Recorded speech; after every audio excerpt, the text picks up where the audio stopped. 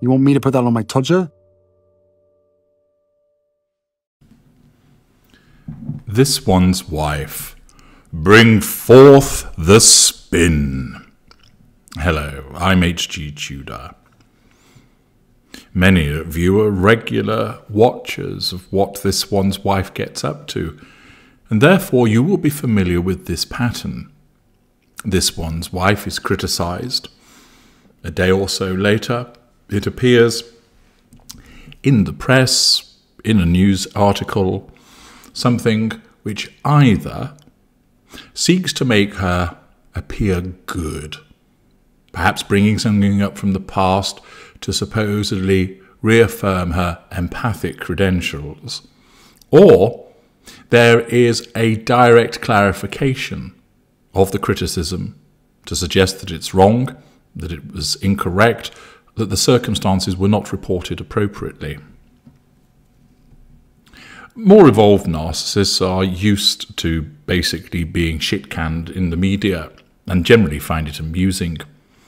In some instances, they may take legal action, but for the most part, they have much more important things to spend their time on than worrying about the tittle-tattle that's written about them in newspapers and so forth. And unless it would have a serious impact upon reputation, they assert control by ignoring it. Other narcissists are prone to making a song and dance about what's stated. In some instances, they're particularly litigious, issuing legal proceedings left, right and centre to try and quash any criticism about them, instructing their PR agencies to do what's necessary to kill stories. In some instances, possibly even seeking injunctions to prevent publication in the first place. With others, it might be a case of ensuring that there is popular copy that's generated, putting them in a favourable light. By accessing my work, you know that those individuals who have been identified as narcissists do this because the criticism that has found its way into print threatens their need for control, and therefore it's necessary for the narcissist to do something by way of response. In some instances, that is done direct, by threatening legal proceedings against the originator of the information, or seeking an injunction. More usually, the response is one of an indirect assertion of control, by either complaining about it to anybody who will listen, or issuing PR puff pieces.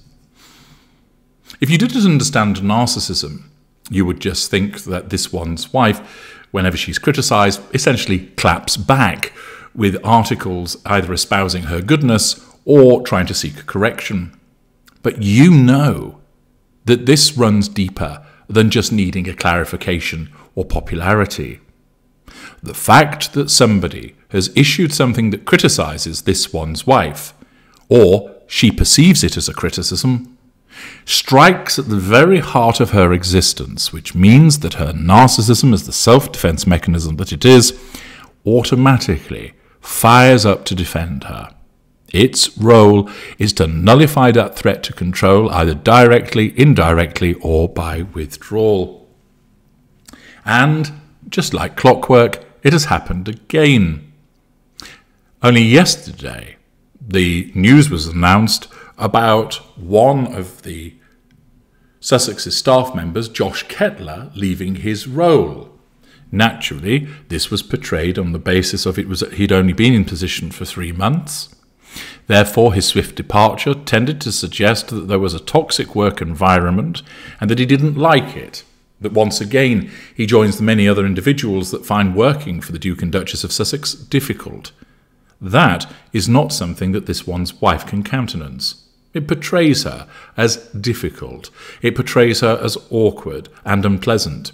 Those are not adjectives that she recognises in relation to herself.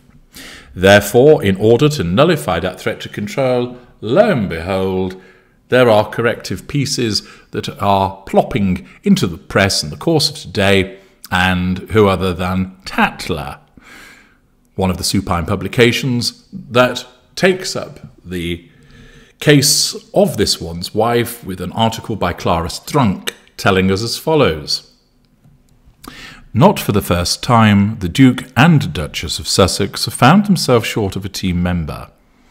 Their Chief of Staff, Josh Kettler, has left his position after just 3 months in what was reportedly a mutual decision.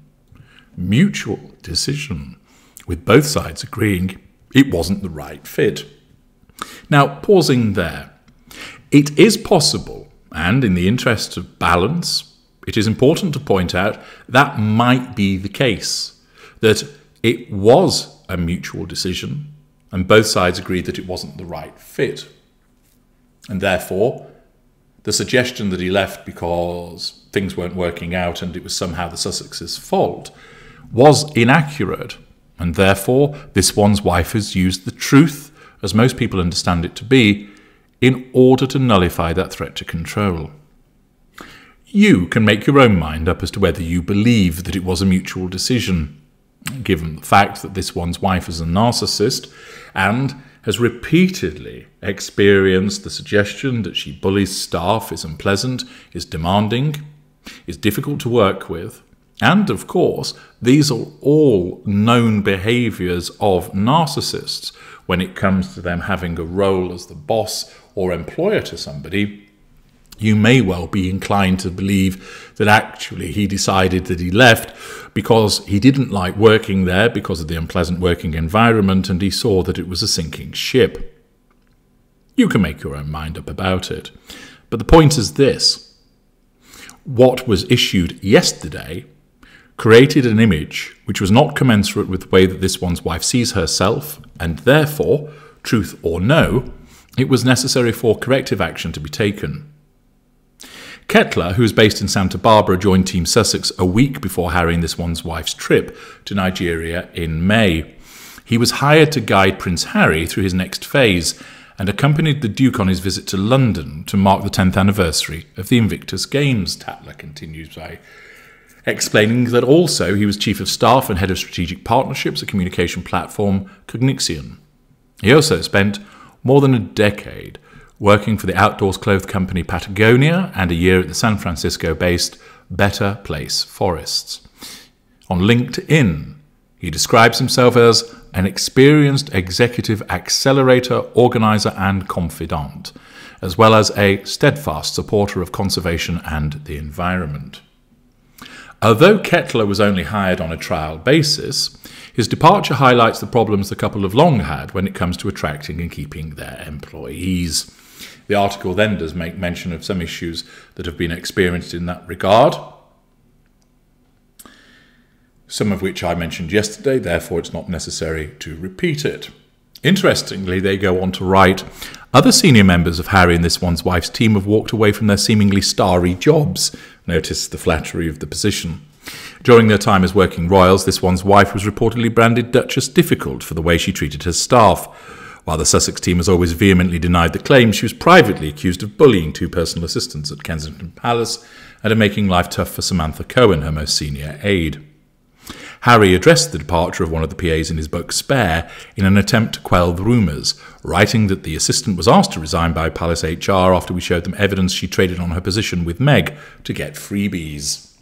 Notice once again that the allegations of her being difficult and that there was an accusation of bullying are sought to be rejected by this explanation, which has been advanced again through Tatler.